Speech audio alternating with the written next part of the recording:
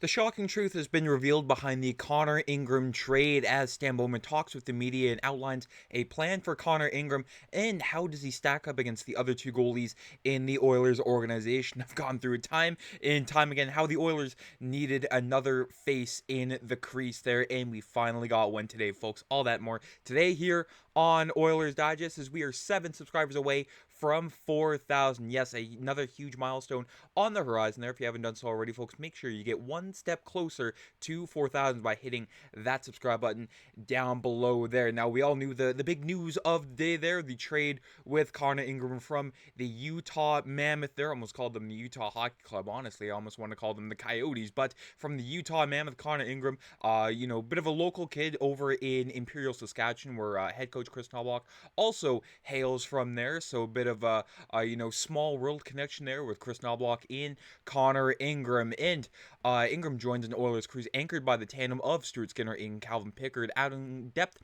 and potentially competition to the mix, and that's something that is desperately needed in that crease there.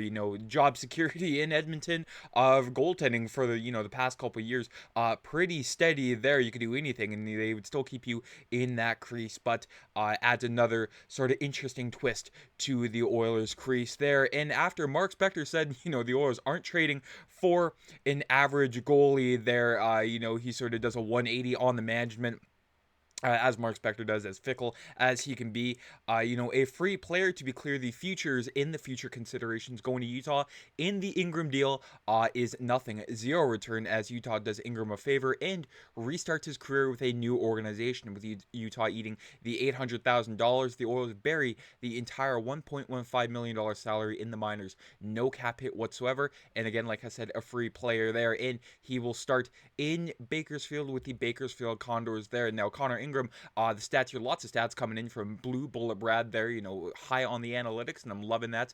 Sort of comparing all of these goaltenders in the Oilers organization, Ingram, Skinner, and Calvin Pickard. Connor Ingram, sure, the Coyotes, not the strongest team. Coyotes in Utah Mammoth, Utah Hockey Club, Connor Ingram's entire career, not the strongest numbers here, but again, the Mammoth, the Utah Hockey Club, the Coyotes, whatever you want to call them, not the strongest teams there. So Connor Ingram, these stats, sure, to the eye, doesn't look a whole lot strong, but again, save percentage against playoff teams on those awful Coyotes teams in 891, save percentage against non-playoff teams 913 there. So you put him on an exceptionally well team like the Edmonton Oilers, steady defense in front of him, an offense that will outscore mistakes more often than not. I'm very, very excited to see what Connor Ingram can bring to this hockey club here, and hearing from Stan Bowman when he's playing well and he's on top of his game, we know he can be a really good goaltender, so we got to help him get back to that point there. Of course, he was in the player assistance program there, went through a whole lot of personal tragedies there, lost his mother last year, and again wasn't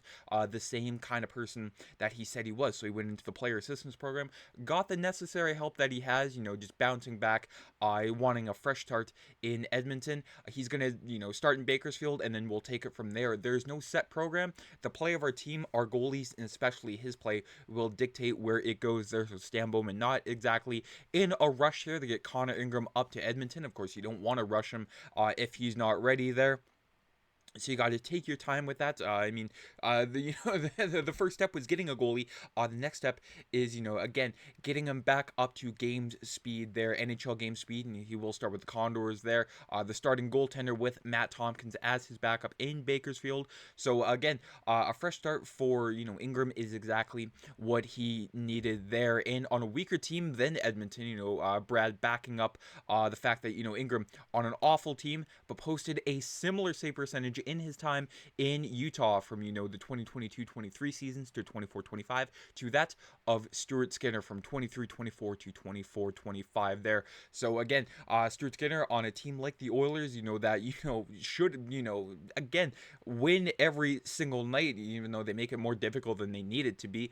That is some good news for Connor Ingram, posting a similar save percentage to Stuart Skinner there, and it's a tale of two teams there from Utah to Edmonton over the past couple years. Now you start to think, okay, Calvin Pickard in this situation, if the Oilers, do bring up Connor Ingram to Bakersfield, more often than not, Calvin Pickard would be the one that would be sent down. I know, he's 8-2 in the Stanley Cup playoffs. There, save the Edmonton Oilers bacon 2 years in a row against the Vancouver Canucks in LA Kings there, but it seems to be whenever they do start him in the regular season, they shelter him as Stuart Skinner's backup there. I mean, only 14 starts against playoff teams, 27% of those starts, and then 37 starts against the non-playoff teams there. So, again, the Oilers will start him against, the lesser teams in the National Hockey League there in the record against the playoff teams as a starter. This is only for the regular season, putting up a record of 6-8 there, and then the record against the non-playoff teams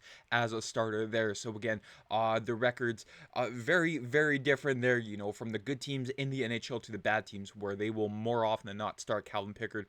If it's a back-to-back, it's not, likely they go, with the same goaltender twice in a row. So if it's a back-to-back, they will start Calvin Pickard for the lesser of those teams there. And the save percentage, I should say, against the playoff teams, 892, and the save percentage against non-playoff teams, 908 there, and they're very similar to Connor Ingram there. And again, I just want to reiterate the fact there, Arizona, Utah, whoever it was that Connor Ingram was on in Edmonton, not the same teams there. So it just sort of elevates Connor Ingram and what he can bring in the crease there. The stats are backing it up here. 23-24, the Coyotes, 36-41 in 5, and then the year before that, 28-40 in 14 there. And, when Ingram, had the league lead for shutouts with 6 in that one season, it just goes to show his potential in the crease there, and get him back up to speed. And I don't want to say he will be the answer in Edmonton, but there's a pretty good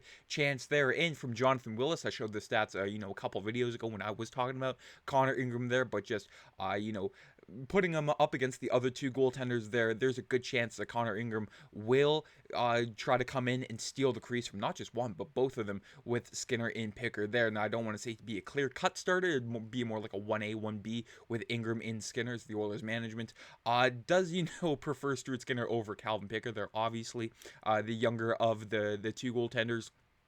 But the Oilers locker room, from 32 Thoughts, the podcast there with Elliot Friedman, he mentioned how much the Oilers locker room loves Calvin Pickard there. He's pretty much the glue guy for, all of them in that room there. So it'd be an interesting dynamic there. You put Calvin Pickard on waivers there, and there's a good chance he will be picked up by the other 31 teams in the NHL there. But thankfully, for Connor Ingram, he is waivers exempt there. He's already been assigned to the minors there, and they can bring him up, and the player is waivers exempt if they haven't played in 10 or more cumulative NHL games or been on an NHL roster for 30 cumulative days there. So there's a good chance, bring Connor Ingram up. I don't want to say they'd flip-flop him, back and forth to the minors there. So if he does come up, it probably will be for good there. Who knows? It might even be another, Calvin Pickard situation from November 2023 there. I don't think they'd, call him up that early there, but, lightning could strike twice here for the Oilers when it comes to, relying on the Bakersfield Condors crease for help there. But again, I'm very, very excited. I mean, I wasn't mad when they, skipped on him on waivers there. There's a good chance they were going to try and trade for him with retained salary, and that's exactly what they did there. Future considerations, in quotations, being nothing at all. I mean, what a move for Stan Bowman there. Would I have preferred, something like Mackenzie Blackwood last season?